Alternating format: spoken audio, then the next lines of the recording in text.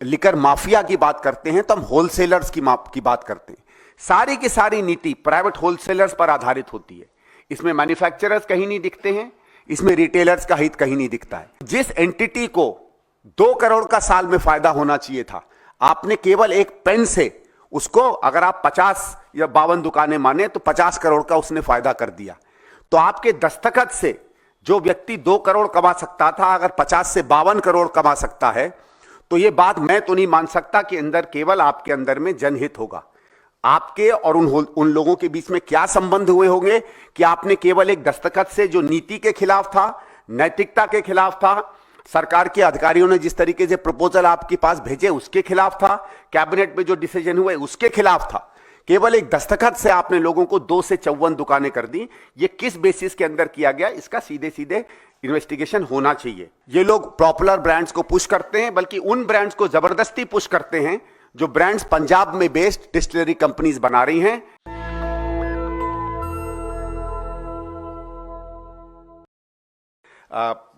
Revenue भाई के बोलने के बाद इसमें बहुत कुछ नहीं बचा है कहने को, क्योंकि सारे डिटेल्स रिपोर्ट में भी आ गए हैं। 3-4 बातें हैं जो मैं जोड़ना चाहूंगा आपने जो बातें कही उस पर, और जो सवाल अभी नहीं उठ रहे हैं, जिस पर मैंने देखा है कई लोग उस बात पर ध्यान भी नहीं केंद्रित कर रहे हैं।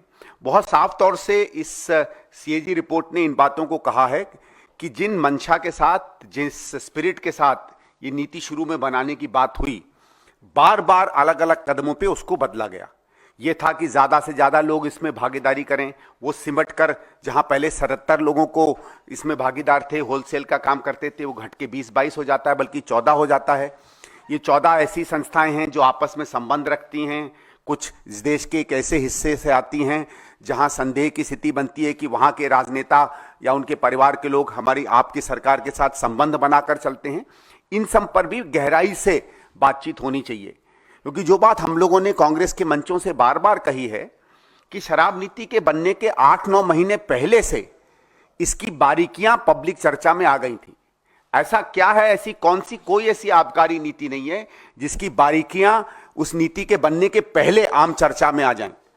और ये बहुत से लोग जो इस बात को जानते हैं, सरकारी अधिकारी इस बात को कह रहे थे कि आम चर्चा में इसलिए आ रहा था क्योंकि सरकार और शराब के ठेकेदारों के बीच में और उससे संबंधित लोगों के बीच में इस नीति का बार बार चर्चा हो रही थी, जो अपने में दिखाता है कि ये सरकार अपने विवेक से नहीं, बल्कि उनके और जो भी शराब के ठेकेदारों के बीच में संबंध बने थे उससे निकलते हुए जो इन दोनों के आत्महित थे, उसके ऊपर ये पूरी की पूरी नीति बनी है। और इस पर अलग से एक जांच होनी चाहिए। ये सिर्फ सीएजी रिपोर्ट, बार बार लोग कहते हैं, जैसे अभी कुछ लोगों ने कहा कि साहब सीएजी रिपोर्ट में सीधे सीधे भ्रष्टाचार का शब्द नहीं इस्तेमाल हुआ। सीएजी के रिपोर्ट में कभी भ्रष्टाचार का शब्द नहीं इस्तेमाल होता है।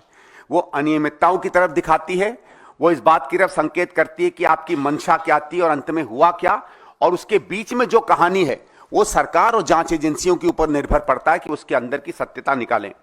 मैं 3 चीजों के खास रेखांकित करना चाहूंगा जो बातें इन्वेस्टिगेट करनी चाहिए। सबसे पहले, आम आदमी पार्टी की सरकार ये कहती है कि हम बोतल प्रति बोतल जो है अब हम एक्साइज नहीं लगाएंगे। उन्होंने ये कहा कि कुछ साल पहले से जिस तरीके से, जिस स्तर पर एक्साइज कलेक्ट होता था, हम उसी पर हर साल 5 या 10% बढ़ाकर एक मूल जो है हम लोगों से ले लेंगे। उसके बाद वो कितनी बोतलें बेचते हैं, क्या नहीं बेचते हैं, वो जाने, उनका काम जाने।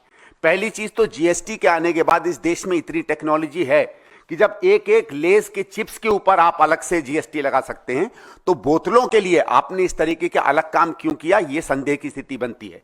एक जमाना हो सकता था। दूसरा यह था, यही आम आदमी पार्टी बार बार कहती थी कि दिल्ली में 30 से 40% से ऊपर अवैध शराब बिकती है।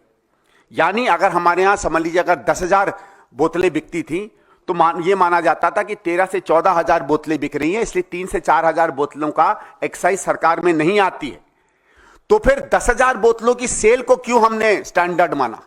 इसका मतलब है इस सरकार ने 30 से 40% चोरी को एक लीगल सैंक्शन दे दिया कि अगर एक सिस्टम में 30 से 40% लीकेज है तो हम नई सिस्टम में 30-40% के लीकेज को भी लीगल मानेंगे।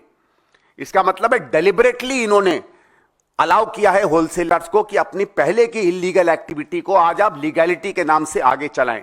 तो दिल्ली को 30 से 40% सीधे सीधे लॉस हो रहा है, जो सीएजी रिपोर्ट में कवर नहीं हुआ है। फिर मैं एक और चीज जानना चाहता हूं कि अगर समझ लीजिए सामान्यतः आपकी इन्होंने एस्टिमेट किया है कि इतना परसेंटेज जो है हर साल एक्साइज बढ़ेगा, उस परसेंटेज को कैलकुलेट करने के लिए कोई बेसिस ये सरकार नहीं देती है। किसी भी बिजनेस में अगर आप आगे प्रोजेक्ट करते हैं, सामान्य बजट में भी प्रोजेक्ट करते हैं, तो तमाम कैलकुलेशन जाते हैं, कितनी मिडिल क्लास बढ़ेगी, दिल्ली की सैलरी कितनी बढ़ेगी, कि कितना शिफ्ट होगा लोकल लिकर से फॉरेन लिकर में, इस तरीके का कोई मापदंड नहीं बनता है, एक आर्बिट्रेरी नंबर इस्तेमाल कर लिया जाता है।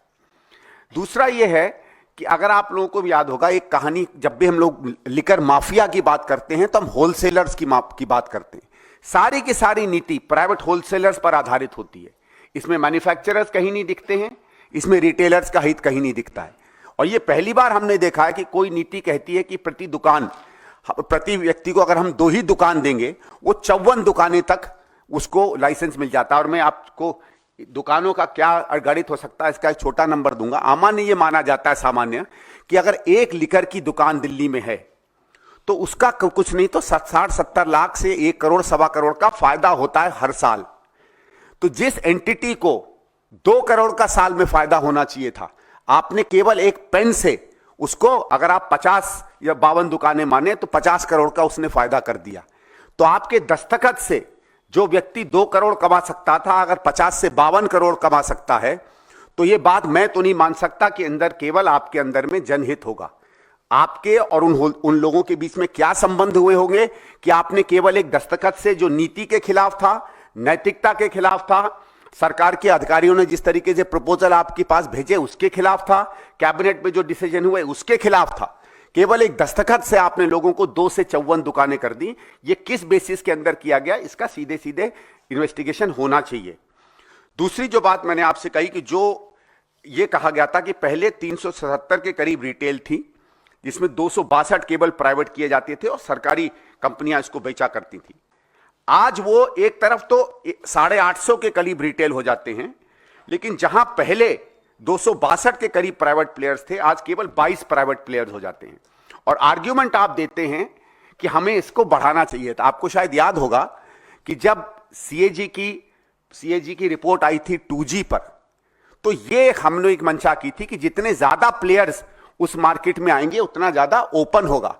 उसके बिल्कुल विपरीत उस समय आम आदमी पार्टी ने कहा था, बिल्कुल दूसरे तर्ज दिए थे, और आज उसी तर्ज से वो एक अपनी रिपोर्ट बनाते हैं। तो इन चीजों को उसमें बहुत गंभीरता से देखना चाहिए। और जो एक फाइनल बात मैं आपके सामने कहना चाहता हूं, जो देवेंद्र जी ने अपने सवाल पर एक बात किया था कि किस तरीके से इसमें जो है कुछ ब्रांड्स को प्रमोट किया गया, उसमें एक स्टैंडर्ड ऑपरेटिंग प्रोसीजर की एक चिट्ठी है जो मैंने चुनाव के दौरान आप लोगों के सामने उल्लेख किया था, लेकिन चुनाव था तो शायद इसको बहुत लोग नहीं देख पाए। दिल्ली सरकार ने एक स्टैंडर्ड ऑपरेटिंग प्रोसीजर लिकर का चेंज करने की एक डॉक्यूमेंट बनाया था जो मुझे मिला, और मैंने उसको वेरीफाई किया है। और अगर आप देखिएगा, आज से कोई 10-15 दिन पहले एलजी साहब की अध्यक्षता में एक नई आबकारी नीति दिल्ली में इंप्लीमेंट हुई है जो स्टैंडर्ड ऑपरेटिंग प्रोसीजर पर बनती है। इसके कुछ मुख्य चीजें मैं आपके सामने रखना चाहूंगा। इस पे बात करते करते ये कहती है कि SOP for database transparent and online liquor ordering system that checks brand pushing, eliminates bias and reflects national, regional, local market shares। ये रिपोर्ट जो दिल्ली सरकार बनाती है, वो जब स्टडी करती है तो वो ये देखती है कि दिल्ली में अगर माना जाए कि दिल्ली में लोगों का जो लिकर ड्रिंकिंग का कल्चर है या जो प्रेफरेंसेस हैं, सामान्यतः माना जाएगा कि गुड़गांव है, नोएडा है, या आसपास के जो शहर हैं जिसको हम एनसीआर कहते हैं, जिस तरीके की वहां प्रेफरेंसेस या आदतें होंगी, दिल्ली में भी सामान्यतः उसी तरीके का आपको कस्टमर मिलेगा। जब ये स्टडी करते हैं तो ये देखते हैं कि एनसीआर के इलाके में जिस तरह की ब्रांड्स लोग डिमांड कर रहे थे, उससे बिल्कुल विपरीत वो वाले ब्रांड दिल्ली में नहीं अलाउड होते हैं। जिसकी तरफ देवेंद्र भाई ने अभी इशारा किया कि कुछ ऐसे ब्रांड दिल्ली में पुश किए जा रहे थे जो माना जाए अगर दिल्ली के कल्चर वाले लोग जो गुड़गांव में और जगहों पर रहते हैं वो उनको प्रेफर नहीं करते हैं। इस कारण से ये रिपोर्ट कहती है, however it seems that the reality is completely opposite with a plethora of complaints regarding brand pushing and brand suppression। मतलब दिल्ली की सरकार डेलिबरेटली कुछ ब्रांड्स को पुश कर रही थी और कुछ ब्रांड्स को दबा रही थी। उसके बाद वही आगे चल के कहती है कि certain brands are pushed in Delhi contrary to custom choice. यह मतलब है कि सरकार की रिपोर्ट खुद कहती है कि हम लोगों ने जो काम किया है उसमें मार्केट का कहीं प्ले नहीं था। हम जबरदस्ती कुछ न कुछ ब्रांड्स थोपते हैं दिल्ली के ऊपर। वो ऊपर कुछ लिस्ट देती है इन ब्रांड्स की, और उसके बाद जो सबसे महत्वपूर्ण बात है उसमें आती है, ये मैं थोड़ा सा पैराग्राफ पढ़ना चाहूंगा। The menace of brand pushing not only डिसरिगार्ड्स actual consumer preference but undermines fair market competition. और अगर सरकार की तरफ से मार्केट कॉम्पिटिशन अनफेयरली डील किया जाता है तो ये करप्ट प्रैक्टिस में आता है। उसमें कहा है कि the practice has become to sell what is ordered and order only what one likes to sell. मतलब जो हम चाहेंगे हम वही बेचेंगे, जो हम चाहेंगे अपने मन से उसको हम बेचेंगे। इसके मतलब है आर्बिट्रेरी है, और शराब में कोई परोपकार में किसी शराब की कंपनी की मदद नहीं करता है। फिर उसमें दिया जाता है कि इसमें एक परवर्स इंसेंटिव आता है, और जो आखिरी लाइन है, जो सबसे इंपॉर्टेंट लाइन आती है, analysis of the above top brands जो दिल्ली में पुश हो रहे हैं reveals that most of them have their plants based in Punjab. Punjab में किसकी सरकार है ये बात आप देख लीजिए, और वो लिस्ट भी वही रिपोर्ट देती है कौन सी वो कंपनियां हैं जो पंजाब में बेस्ड हैं। तो न केवल ये लोग पॉपुलर ब्रांड्स को पुश करते हैं, बल्कि उन ब्रांड्स को जबरदस्ती पुश करते हैं जो ब्रांड्स पंजाब में बेस्ड डिस्टिलरी कंपनीज बना रही हैं। 1915 में ख्याल से 1916-17 से आम आदमी पार्टी एक बड़ी पार्टी है पंजाब में, वहां विपक्ष में बड़ी पार्टी रही है, उसके बाद सरकार रही है।